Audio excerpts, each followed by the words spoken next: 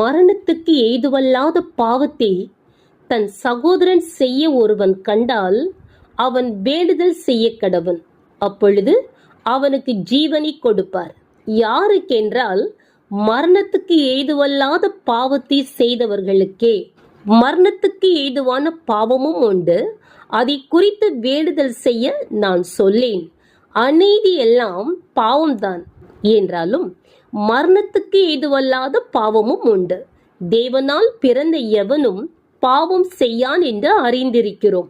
தேவனால் பிறந்தவன் தன்னை காக்கிறான், பொல்லாங்கன் அவனை தொடான். நாம் தேவனால் உண்டாயிருக்கிறோம் என்றும் உலகம் முழுவதும் பொல்லாங்கனுக்குள் கிடக்கிறது என்றும் அறிந்திருக்கிறோம். அன்றியும் நாம் சத்தியமுள்ளவரை அறிந்து கொள்வதற்கு தேவனுடைய குமாரன் வந்து நமக்கு புத்தியை தந்திருக்கிறார் என்றும் அறிவோம். ஆமென்.